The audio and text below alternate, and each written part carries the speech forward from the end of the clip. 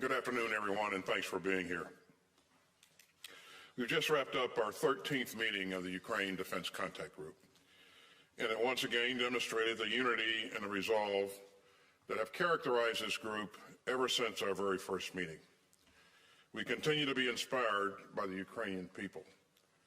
As I told the contact group today, the missile strike that hit a residential building in Kryvyi reminded us all of the senseless suffering that the people of Ukraine have endured.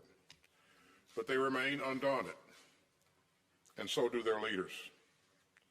We were fortunate to be joined yet again by my good friend, Ukrainian Minister of Defense, Oleksiy Reznikov. As always, this contact group benefits hugely from hearing firsthand from him and his team about the state of the battlefield and Ukraine's most urgent needs. As I've told Oleksiy, we have great confidence in the training and the capabilities of the Ukrainian armed forces, thanks in large part to the tireless and combined work of the contact group's members. Now, we all know that the Ukrainians have been engaged in a tough fight to defend their sovereign territory and take back the occupied territory. And we have all seen the skill and courage of Ukraine's defenders ever since the start of Russia's invasion. Of course, we've given Ukraine's forces important training and impressive capabilities. But war is fluid, dynamic, and unpredictable. Ukraine's fight is not some easy sprint to the finish line. And our message remains clear. We will stand by Ukraine for as long as it takes.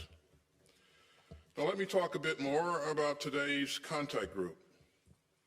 In addition to the briefings from Ukraine, we heard from the leaders of U.S. European Command, and they briefed us on future training plans, as well as efforts to maintain and sustain the equipment that we've already provided, and to ensure that Ukraine can do so for future equipment as well. We also heard from our friends from Germany and Poland on their work sustaining Ukraine's new Leopard tanks.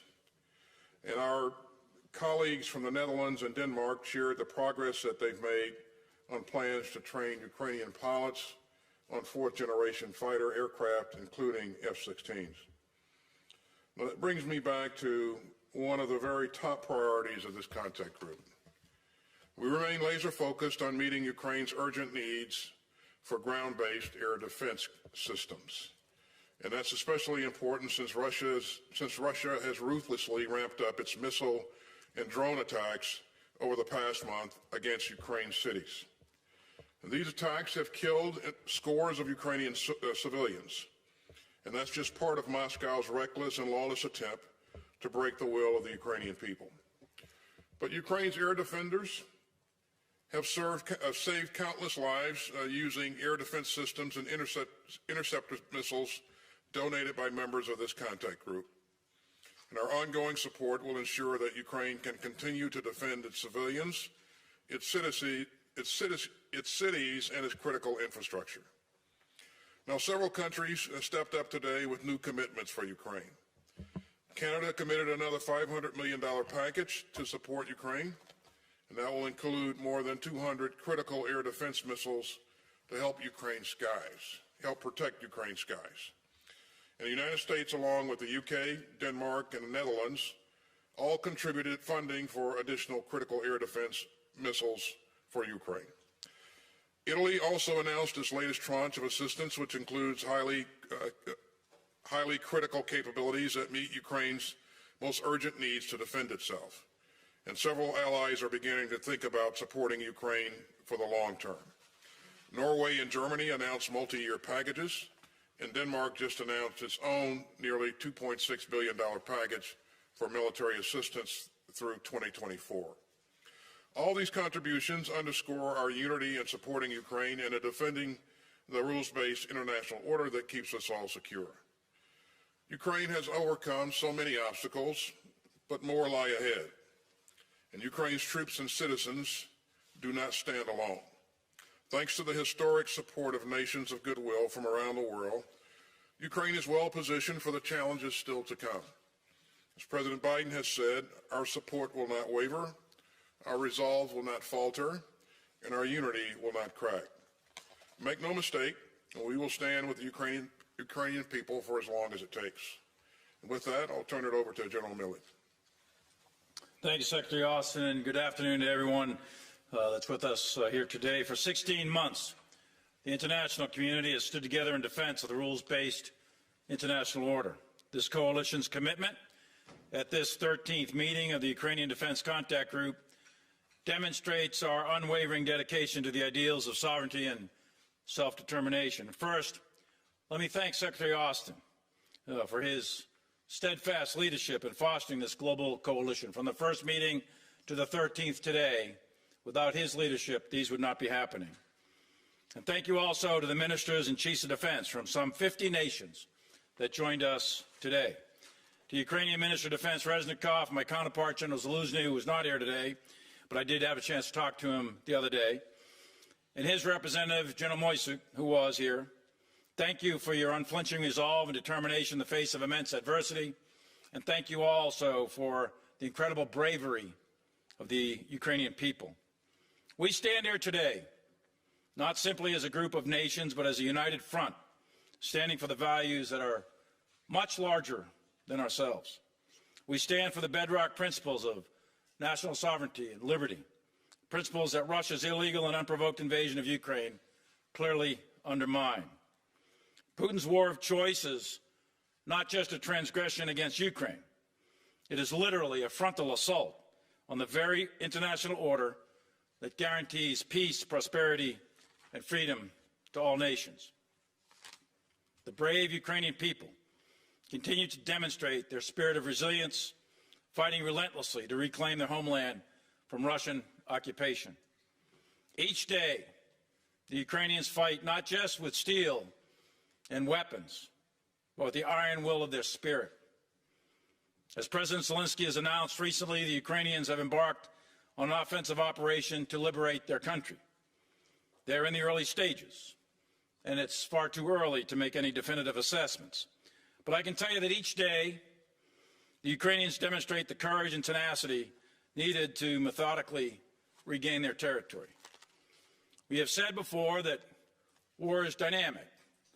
It is a contest of wills. As the Secretary just said, it's uncertain, it's violent, and as always, high cost. But we can be sure that Ukrainian bravery, competency, and preparedness will carry the day. We can be confident that this contact group has given Ukraine the tools that it needs to succeed, and we know that the will of the Ukrainian people will continue to resonate far beyond their borders. In fact, it will resonate throughout the globe. Their actions echo the voices of all people who cherish freedom and the rights to determine their own fate against tyranny. Our assistance to Ukraine supports their cause to remain free and independent. It represents our commitment to what binds us as nations operating within the rules-based international order. We have and we will continue to offer wide-ranging support, from providing sophisticated combined arms capabilities to intelligence to training of Ukrainian forces to be more effective on the battlefield. Through a global effort, more than 6,000 Ukrainians are being trained right now at 40 different locations, training locations, in 65 courses in 33 nations on 3 continents. That is all happening right now, today. Since the beginning of the war, the United States has trained over 11,000 Ukrainians in combined arms maneuver and staff training.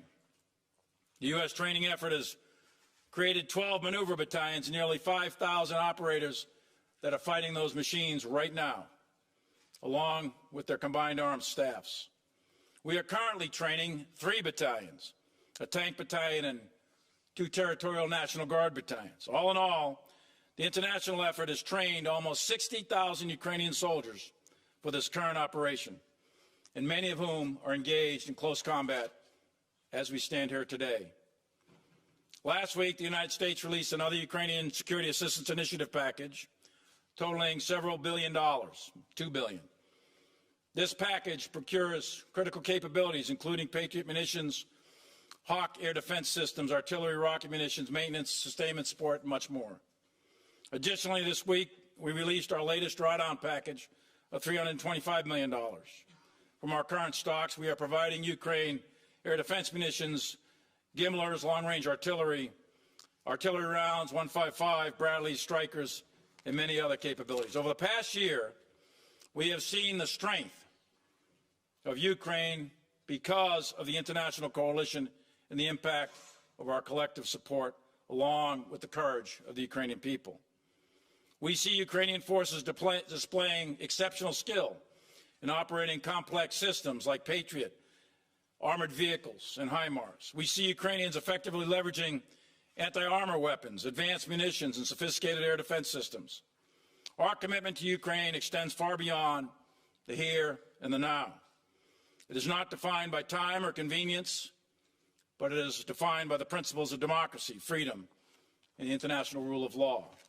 It is a pledge that upholds the international order to ensure that every nation, big or small, can live in peace, enjoying its rightful sovereignty without fear of unprovoked aggression. As the President of the United States and Secretary of Defense Austin have consistently stated over and over again, the United States remains committed to supporting Ukraine for as long as it takes. We will continue to provide Ukraine with the means to fight until Russia ends this unprovoked aggression. Thank you, and I look forward to your questions.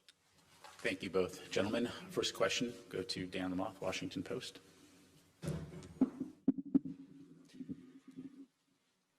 Gentlemen, good afternoon. Thanks for your time today. Question for Secretary Austin, please. We've started to see battlefield losses in this Ukrainian counteroffensive emerge online and otherwise. To what degree do they concern you? And do you anticipate additional commitments of U.S. fighting vehicles to bolster the counteroffensive as it moves forward? And then for General Milley, in light of this counteroffensive, there's the expectation that this could be a grinding, bloody slog that takes many months. To what degree and what kind of patience do you anticipate will be necessary, not just for Ukrainians, but the American people and taxpayers, and the military alliance that is supporting Ukraine as this goes on? Thank you. Thanks, Dan. Regarding battlefield losses of vehicles and equipment, this is a war. So we know that there will be battle damage on both sides. What's important is that, the Ukrainians have the ability to recover equipment that's been damaged, repair where possible, get that equipment back into the fight. And also that we have the means to continue to push capability forward. So there will continue to be battle damage. I think the Russians have shown us that same 5 vehicles about 1,000 times from 10 different angles. But quite frankly, the Ukrainians still have a lot of combat capability, combat power. So as you've indicated, this will continue to be a tough fight as we anticipate it. And I believe that the element that does the best in terms of sustainment will probably have the advantage at the end of the day.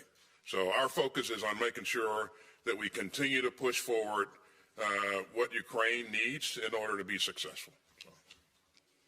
So Dan, it would be very premature to put any estimates of how long time on an operation of this magnitude. There are several 100,000 Russian troops dug in prepared positions all along the front line. And Ukraine has begun their attack, and they are making steady progress. This is a very difficult fight. It is a very violent fight, and it will likely take a considerable amount of time and at high cost. But at the end of the day, as Napoleon once said, the moral is to the physical is 3:1.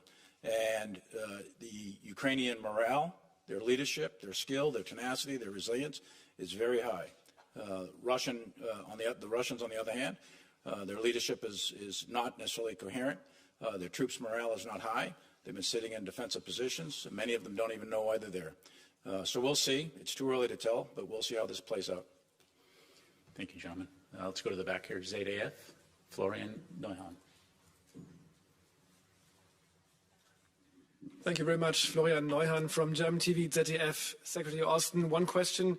There's a growing frustration among Eastern European allies that they believe there is not enough support from your government, your administration towards a Ukrainian membership in NATO. Why are you so hesitant to give any more concrete signs that Ukraine will enter the alliance and that there will be some more promises which go beyond the Budapest clauses? Thank you. Well, thanks. I think you heard us say over and over again that we continue to support NATO's open door policy. And each country will have a different path to accession. And so, again, I will further say that we remain where we were with Budapest. And so as we go forward here, I think you'll see allies and partners continue to work together to provide Ukraine what it needs to be successful and also provide assurances going forward. So. Next question will go to Carla Babb, Voice of America. Mr. Secretary, Chairman, thank you both for doing this. Mr. Secretary, what has the U.S. committed to provide to the F-16 training program for Ukrainians, specifically trainers, munitions, jets? And can you provide us with any more details on the overall F-16 training plans? And Chairman Milley, the indictment of former U.S. President Trump includes a transcript of him discussing a classified document about plans to attack a country. How concerning is it to you that a former president, or any U.S. official for that matter, is willing to discuss classified military plans and consider using those plans to settle personal scores? Thanks, Carla. Let me start with the F-16 question here. First, let me say how much I really appreciate the Netherlands and Denmark stepping up to lead this consortium. And they are outlining the plan for training. And there are a number of other countries that have joined in and volunteered to help in this effort. And so this work continues. We were briefed today on kind of the outline of the plan and the steps for the way ahead. And I have to tell you that they, in the 30 days that we've been after this, they have leaned into this in a major way. As you know, the United States will have to provide approval for the training and also some other aspects of this. And as you would expect, we continue to work with the Netherlands and Denmark as they put this plan together. But again, this will take some time, but they're really moving out in a very impressive way, and they're getting support from other partners in the UDC CG. And Carla, thank you for the opportunity to make no comment. I appreciate that. It's entirely inappropriate for me to ever make a comment about an ongoing federal investigation, so I'm not going to make any comment. I will focus on my job, and that's protecting the Constitution of the United States and protecting our country, and in this particular case, in supporting Ukraine in their fight for freedom. Thank you, gentlemen. Final question will go to Vitaly Zherkov, UA Television. Thank you. You said a lot about Ukrainian advanced. Which insight did you get from observing this advance? Maybe it could change the way of help, maybe new type of weapons United States could provide.